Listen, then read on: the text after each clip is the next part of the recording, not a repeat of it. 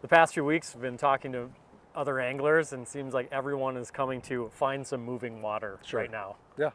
That's the place to be. Yeah, makes sense. Yeah, I mean, moving water brings bait. You know, when the water temps start to change, the moving water brings bait to where it's comfortable, right? And the fish right now are looking to feed. It's no secret. If you're outside in Minnesota like we are today, it feels cool outside. So the fish know that. They know winter's coming and they want to put the feed bags on. So moving water just brings so many attributes to where the fish are. And it just makes sense. And here we are fishing a river. Moving water is synonymous with the river, so why not? Take advantage of it. And we have paddle tails on here, which Yep. is just a jig and a plastic. Yep.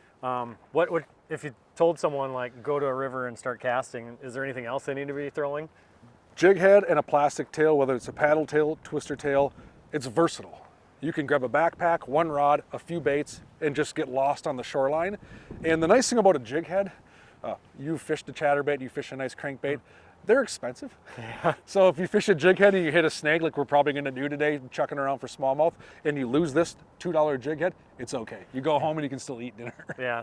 You mentioned that the weather can play a factor too right now, absolutely. even though it's like it's cold, it's fall, but certain changes in the weather then can impact the fish. Yeah, I mean, when things cool off, so like in the spring, much like the fall, sometimes it can be so temperature driven that that's the #1 variable we look for. In the springtime, I'm paying attention to, on my GPS, the little number that says what the water temperature is.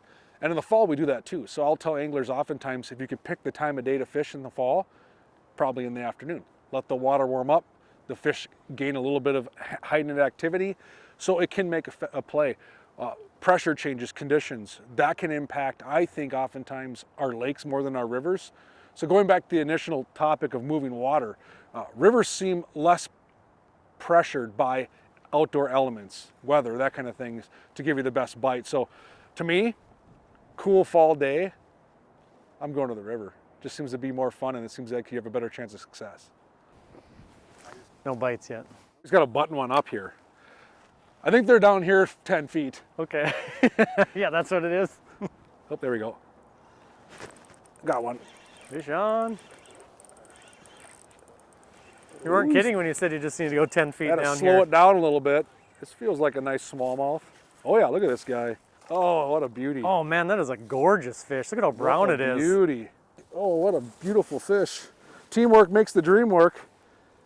That is a beauty. Clean water smallmouth. Cold to the touch. Ate that little grub tail fishing slow. We talked about how they're bulking up for the winter. Is it football season right now? Because that's a nice smallmouth bass.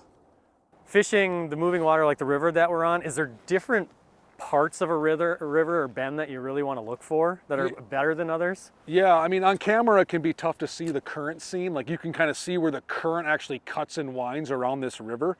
And every river and every cut's different. Sometimes it's on the inside bend, sometimes it's on the outside bend. It doesn't really matter. But a lot of times that current is going to be generally where the water's washed out or deeper. And I like to find current breaks closest to the bank, because we just talked about the bait fish. That'll draw on bait fish, in turn draw on our game fish. So naturally there's current in all these rivers, and it can be deceiving. But I'll tell you what, if you grab your kayak or your float or your boat and just let the current take you for a day, it's pretty fun to actually see where the current on these rivers actually is. Is there anything else that you throw out here, or is it mainly just a jig? You know, yeah, I'll even throw like a Ned rig, especially if we know for certain that all of our fish and all of our bites are on the bottom. I'll pitch a Ned rig just to make contact with the bottom constantly, a crayfish color Ned rig, something dark. And I'll catch them on a chatterbait, like a small chatterbait, and that's more of a reaction strike. Just kind of burn that through there, let it hit the bottom and do its thing. You know, you can definitely catch them doing that. But the thing I've learned with chatterbaits is, especially on the river, like I just know on a hard morning of fishing, I'm gonna snag and break off on a handful of baits. It's just unavoidable. So I end up just turning to a jig and a plastic. Or you and I were talking earlier, just we overlook fathead minnows. Everyone thinks about sucker minnows, shiner minnows, creek chubs, red tails. Everyone thinks about that.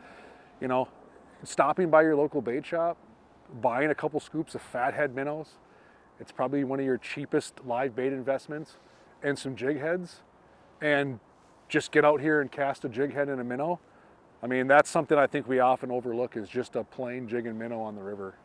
And if there's a walleye there, which there are on all these rivers we fish in the Twin Cities, you're probably putting yourself in a better chance for success with a live minnow right now than you are artificials, especially from the bank.